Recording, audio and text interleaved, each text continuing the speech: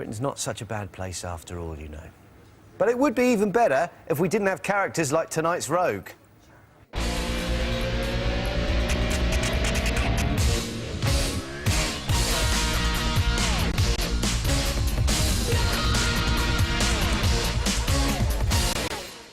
He also gave the world this fella.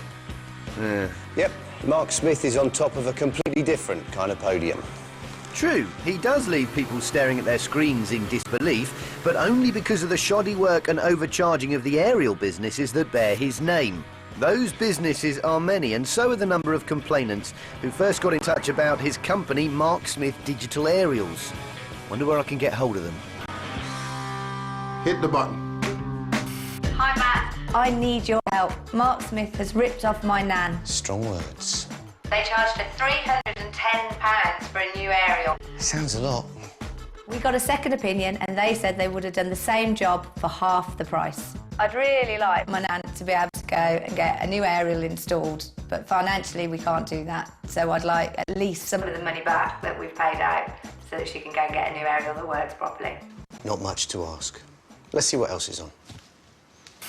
Hi, Matt. I had an aerial fitted by Mark Smith Digital Aerials. The installation was shoddy. The workmanship was shoddy, and the engineers all round were just shoddy. Shoddy, then? I've had the engineers out 5 times. I've paid £200, and I still have poor signal on my TV. Hi, Matt. I think Mark Smith Right, I get the picture. I wonder what our expert Keith makes of it all. Hi, Matt. I've seen some of this work and I'm not surprised they're disappointed. It's the shoddiest work I've ever seen in all my life. It's weird, I'm only getting audio. Yeah, all this from a company that boasts a quarter-century's experience, but which is less keen to shout about its outstanding county court judgment for over £2,000, or its slap on the wrist from the ASA for misleading advertising. Mark Smith Digital Aerials Limited was wound up last May, but since then it seems he's rebranded and expanded. Look at these Mark Smith ads, all with similar names, all using the same photo of Mark, and all with telephone numbers that go through to the same place. So will we get the same kind of job? There's only one way to find out. And that's by getting a bungalow in Kidderminster, some secret cameras, an actress called June, who's really more Strictly than X Factor, and a signal blackout courtesy of expert Keith. Oh no. So the fault I'm going to set today is I'm going to replace this working cable with a faulty cable, which will cut the signal to the digibox and result in no picture. No picture, no problem. A decent aerial man would spot and repair the fault within 20 minutes, and we'd be covered by a standard call-out charge of 40 quid or so. But we've called a Mark Smith man who arrives in a Mark Smith Aerial Services van. I told you there were a lot of businesses, didn't I? Oh, hello. Right. Hello, Aaron. But it's been on and off, the sound and the picture. Right. But then last night I was watching it and it went all together. Well, I've sorted it out. I've been doing them 22 years. Have you? 22 years. Well, June's in good hands then. I mean, just imagine how many simple faults he's come across in that time. For a man of his experience, this should be a digidoddle. Well, I say should be, but it doesn't quite turn out that way with Wayne Tipper, the engineer you saw there. As for another using the Mark Smith brand, watch him walk while he works. Watch him text while he works. Just don't stand underneath him while he works. Part 2's coming up soon. Stay tuned.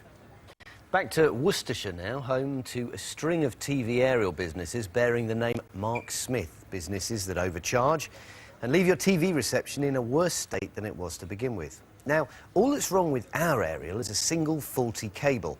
An engineer, Wayne Tipper, has told us he has 22 years' experience.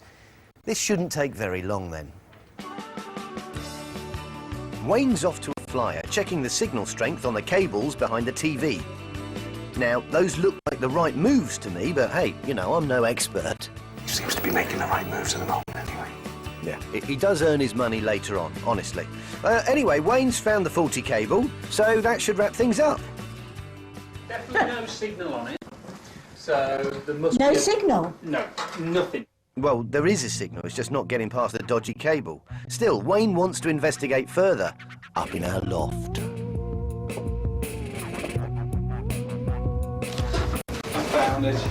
Oh, have you? What is it? That's your booster there. Oh, that's what is It it? looks like it's blown into me. No way. No way that booster's blown.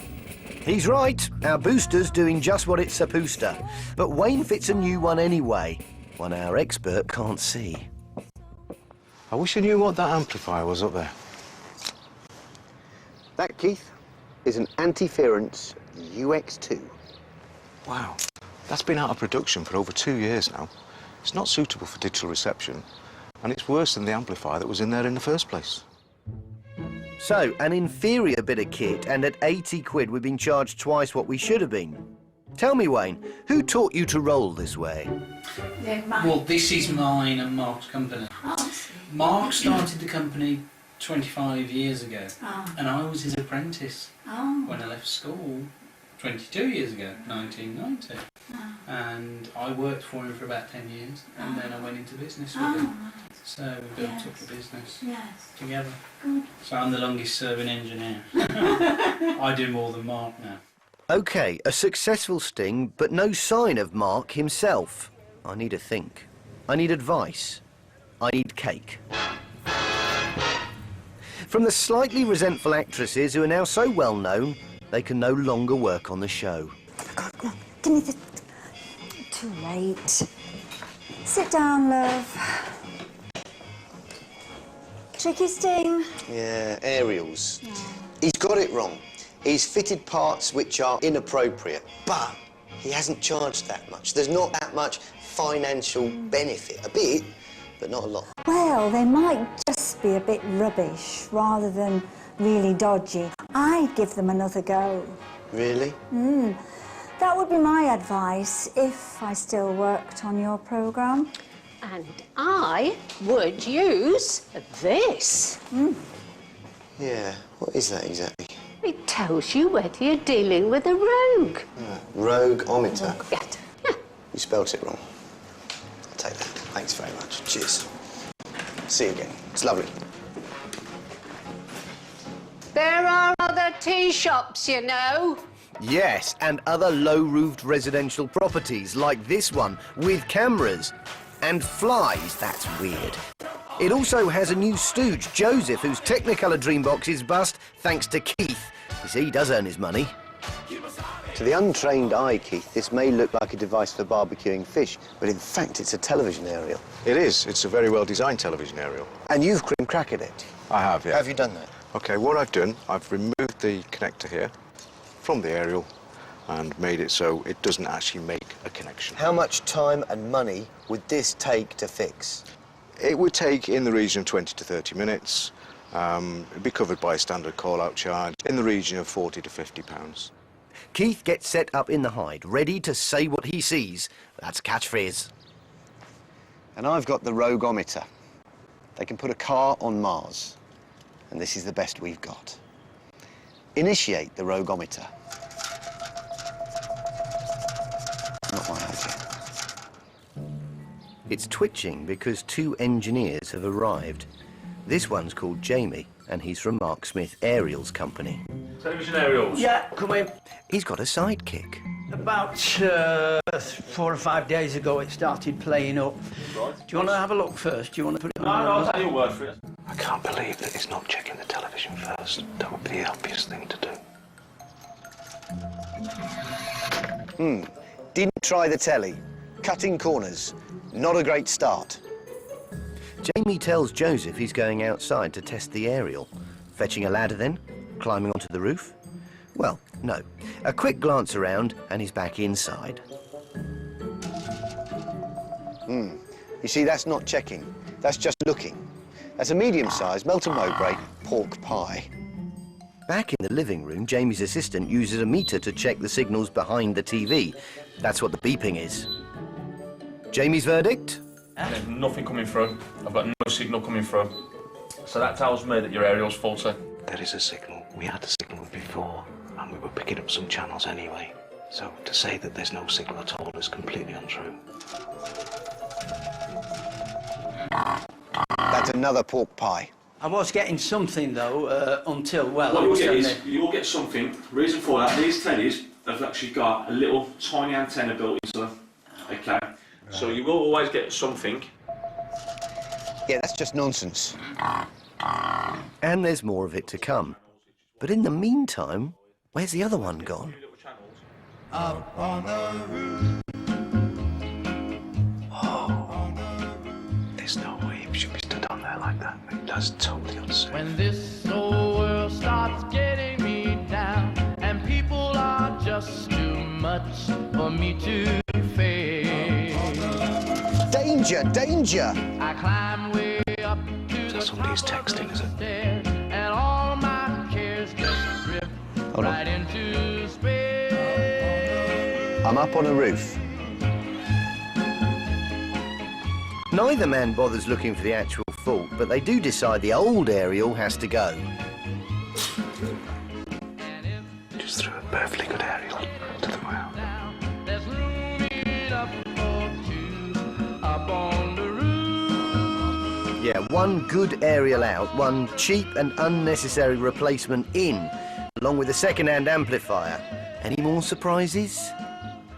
So what was the problem then? It could be one of many things. Obviously, the aerial wasn't giving us any signal at all, so your aerial was faulty. And like I said, just from experience, really. So unfortunately, we did have to do the full work. Obviously, you have got the system working now. It's £180 total. Oh no, the rogometer is going wild because it's a rip-off. Yes, £180 is 4 times as much as the bill should be. They did work that didn't need doing and left us with a worse signal than before. I think we're done here. Done with the boys bearing the Mark Smith name, that is, but not with the man himself. Yes, it's almost time to have a word with the face of the TV aerials brand. His boys go up a ladder, but he can't control his bladder. Final trip to Worcestershire now to catch up with the man behind Mark Smith Aerials, Mark Smith Digital Aerials and Mark Smith Aerial Services. Mark Smith sure has an original way with words, and faced with difficult situations, he tends to lose control. How embarrassing. Sitting comfortably. Yes, we've seen some of the work. We've seen some of the workmen. But apart from this photo, we're yet to see Mark Smith himself, despite our best efforts. But we have had a little tip-off that he's going to be in court today. Because the small claims court is hearing about the way he treated one of his customers. So hopefully we'll have a chance to catch up with Mark Smith. But it appears we're in for a wait. He's a bit shy. We think Mark Smith is on his way out, although there's a rumour he's hiding inside. We know now that he's actually agreed to pay his customer in there, the claimant, the amount that he owed her. So that's good, isn't it? To see if he can sort out a few of his other customers, that would be nice. He is still refusing to leave the courthouse building, and as it's not residential, I don't know what's going to happen. Well, here's a turn-up. A woman who's been with Mark Smith suddenly appears with a camera. We're being filmed as well. Just so you know, we've got this from all angles now. And the good news is Mark is about to come out of the court. Hi, Mark. How's it going? Matt, all right, BBC Road Traders. So, Did you miss it? Have another look. Action replay. You lucky people. how did it go today? Was it not too good? I understand. Oh, that was salty. I'd like to talk to you about the BBC and why we're paying the licence fee. Was that urine? Now, while I come to terms with the possibility that there's more than water in that bottle, Mark Smith takes the floor. We can't show you all of what he said, as we'd end up in court ourselves for libel. But to fill you in, it's a rant about a few BBC presenters, past and present, who may have had the odd spot of bother. You can probably guess the name of one of them, at least. Yeah, you were. Colleagues? Hey? One of your colleagues? Can we talk about your customers Sorry, and the let's talk fact... about Dan. So how do your we... colleague. Let's talk about Dan, your colleague. It almost feels like you're avoiding the issue Let's here talk about Dan. I've written back to you saying I'd come back to you in 30 days. That's the BBC's stated required time for a reply. Accept it. Well, we don't accept it, because we wrote to Smith weeks ago. He's had ample time to reply to our allegations, but has chosen not to. Probably too busy crafting this well-thought-out and considered response and filling his bottle. Exactly. Well, This get is your the problem, just watch the information road. better So can we talk about your customers and the fact that Let's talk about Richard today... Bacon. Let's What- talk about Richard Bacon. How's that Baker. relevant? Let's talk about Richard Bacon. Does he install aerials? Let's talk about Richard Bacon. No, he works for the BBC. Does he rip off his customers? He works for the BBC. Does he carry out dishonest and we pay the BBC and licence. misleading work? I think it's safe to say he would rather talk about anything other than the terrible work performed by companies carrying the Mark Smith brand. Talking of rubbish. Why did you cover me in water just out of interest, Mark? You surprised me. You shocked me when I came out. Are you kidding? You've known for ages we were You coming out. completely surprised me. You're kidding me? You've had people outside filming us. Completely surprised me. It It's- took me by shock. It was So a can we just be clear? spontaneous reaction. So I'm other gonna ask you to customers... step away from my car door now. So other and I'm only gonna customers... ask you that once. Other customers who come with problems. As I say, let's to talk your about Dan, areas. your colleague. It's irrelevant. He's not working on the programme anymore, you see. That's why it's not relevant. Enjoy your afternoon. Yeah, thank you. So, oh, Sorry, dear, if that's... you wouldn't mind, please, getting out to my Yeah, door. can we just talk about No, your would customers? you Because mind? you still haven't actually spoken about that. Sorry, you step back. Yeah, okay. So, step you back still from my not door, discussed please. your customers, Mark? Step back from my door, please. Okay, okay. I've asked you politely if you'd step back from Yeah, my door. you've still not answered about your customers and your operatives. Ooh, I have time. the battery's gone, is it? Do you want I to have borrow? time to do a 30-day response. That's not a flattering angle, I've got to tell you. I don't think It's any a bit angle is chinny. flattering for you, if I'm perfectly honest with you. Oh, bless you. However, Bless I'm going to you. leave you now. All That's of you. make up for you. Enjoy your day. Okay. Have a nice journey. See you then. See you, Mark. Mark Smith. Ooh. Don't need to shower tonight. It turns out that I will need a shower because Mark Smith's water bottle was empty when he went into the toilet with it, and it was full and yellow when he came out. You know, I could go to the police with that. It could be assault, or it could just be salty.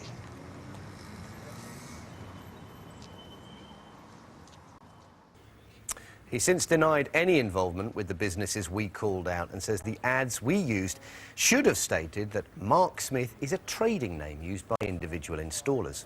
Wayne Tipper and Jamie Walton say they're sole traders. They use the Mark Smith name, but their businesses have nothing to do with him or any other businesses using it. They say they've had no complaints and can't be held responsible for complaints about others. Wayne denies that the amplifier he fitted was unsuitable for digital reception. However, he admits he misdiagnosed the fault and charged for an unnecessary part. He says this was an honest mistake down to human error caused by a fault in the machine he used.